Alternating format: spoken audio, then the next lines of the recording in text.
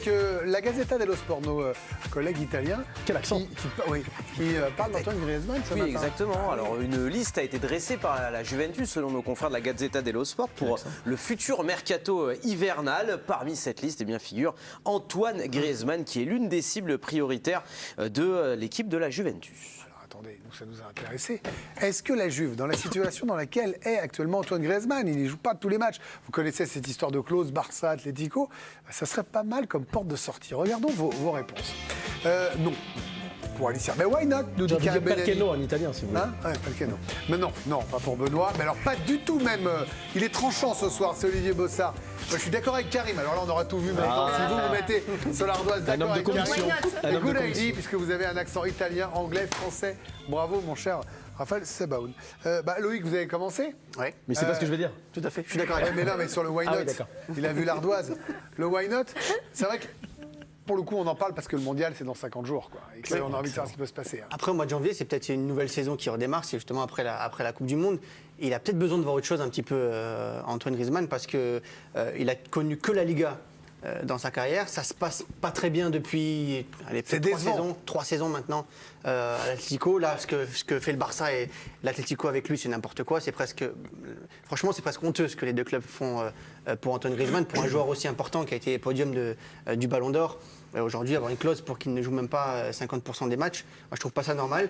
Et ça lui ferait peut-être du bien. Alors, je sais pas si la Juventus est le bon club, mais ça lui ferait du bien de voir autre chose, de découvrir une nouvelle identité, une nouvelle tactique, un nouveau coach, une nouvelle culture peut-être, pour essayer de redevenir l'Antoine Griezmann qu'il a été. Et il y aura quand même une concurrence s'il venait à s'installer à la Juve.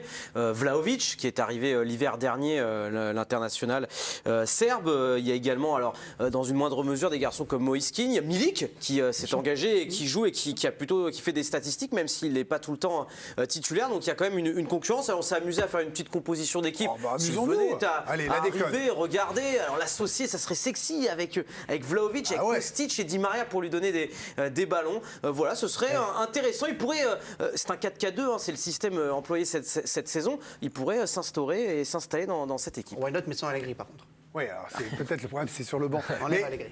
En même temps, la Juve va bien falloir qu'elle rebondisse à un moment. Elle ne peut pas se contenter de son niveau actuel. Karim Benali, il faut des joueurs de ce niveau-là. Les deux ont besoin de rebondir. Et comme le disait très justement Loïc, puisqu'il est de mon avis, je trouve, en fait, moi, ça m'exciterait de voir Griezmann dans un autre championnat, tu as raison.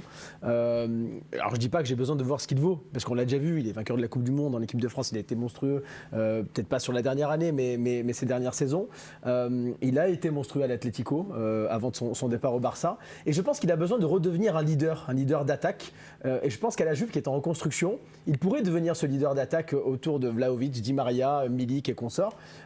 C'est un joueur qui a besoin de relancer sa carrière pour rester au sommet. Et je pense honnêtement qu'un championnat comme le championnat italien, qui n'est pas le meilleur championnat d'Europe, pourrait permettre à un joueur comme Griezmann de se relancer et en club et en équipe de France. Oui, mais il est important de rappeler sa situation contractuelle, parce qu'Antoine Griezmann, il ne peut pas faire ce qu'il veut à l'heure actuelle. Vous avez bien raison, Alicia, de le rappeler. Et Loïc, tout à l'heure, évoquait cette fameuse clause. Et c'est vrai que c'est une situation contractuelle très compliquée à expliquer. La preuve en images. L'explication du jour. Antoine Griezmann, on apprend aujourd'hui à la lecture du journal L'Équipe que Griezmann n'exclut pas de partir de l'Atlético de Madrid, même si son envie est de rester au club à Antoine Griezmann. Alors, je vous rappelle, il y a ce problème qui ne peut pas être titulaire. Antoine Griezmann, si Griezmann participe à 50% des matchs du club madrilène, eh bien, le club l'Atlético de Madrid sera en obligation de payer la clause obligatoire de 40 millions d'euros. Je me suis perdu dans mes pensées, mais j'ai plus d'eau dans mon verre. Du coup, je suis un peu coincé. Mais attendez, mais vous avez fait ça juste pour brûler Raphaël Sebaoun? Mais je l'adore, mais c'est vous êtes humoriste, vous êtes Antoine Pinault, vous faites le replay d'Antoine Pinault. Vous brûlez vos collègues en direct à la télévision.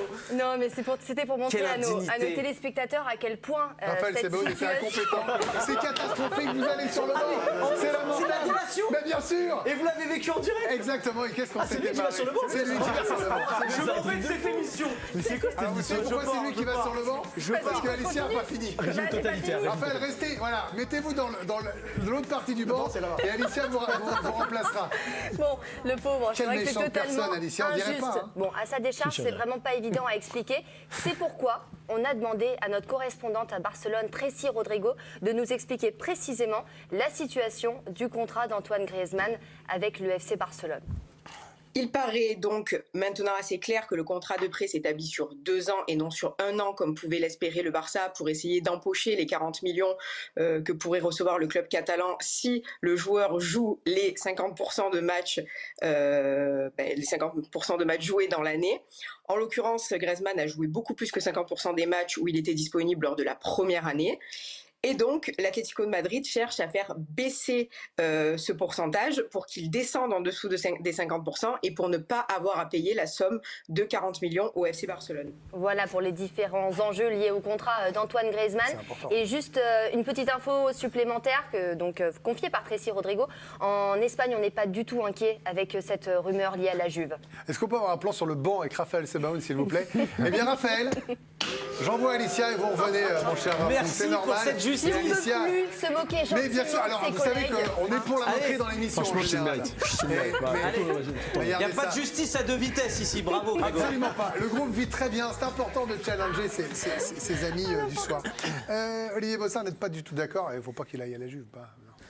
Non, pas du tout. Alors ce serait très bien pour la Juve, beaucoup moins pour Antoine Griezmann. On parle de la Juve qui a été un grand club, mais depuis plusieurs saisons, c'est quand même un sacré bourbier. La Juve, c'est quand même un club qui s'est qualifié de justesse pour la Ligue des Champions sur la dernière journée la saison dernière. C'est un club qui est quasiment éliminé de la Ligue des Champions cette saison, 0 points sur 6 possibles. Et puis il y a le contexte familial, je pense aussi, qui est important. On sait à quel point Antoine Griezmann aime la vie madrilène. Sa femme est madrilène, ses 3 enfants sont nés là-bas. On parle de changer tout ça en plein milieu de saison. C'est la vie d'une carrière de footballeur. Ouais, mais pas maintenant. Pour moi, Antoine Griezmann doit continuer à l'Atlético. C'est au Barça et l'Atlético de se mettre d'accord, d'autant que Griezmann, à chaque fois qu'il rentre, il est bon depuis le début de saison. Est-ce qu'une bonne Coupe du Monde, on finit avec vous, Benoît Trémoulinas, peut changer le futur d'Antoine Griezmann, ou ce sont 2 choses différentes, club et l'avenir en équipe de France? Mais bien sûr, combien de joueurs ont vu leur carrière changer parce qu'ils avaient fait une Coupe du Monde extraordinaire et dès qu'ils arrivaient dans un grand club, le joueur s'écroulait. Il y a plein de cas comme cela. Effectivement, concernant le cas Griezmann, je rejoins Olivier. Il partirait d'un club où c'est un petit peu compliqué au niveau extrasportif pour arriver dans un club qui est au bord de la crise. La Juventus est au bord de la crise aujourd'hui. En Italie, ils sont quasiment dedans. Tout le week-end, la presse italienne en met plein le dos sur cette équipe de la Juve. La manière dont ils sont coachés aussi par Allegri, qui est plutôt très défensif. Non, je pense que Griezmann, effectivement, est dans une situation très délicate, compliquée. Mais je pense que pour lui, le mieux, c'est de rester à l'Atlético jusqu'à la Coupe du Monde. Voilà, merci mon cher Benoît. Revenez Alicia.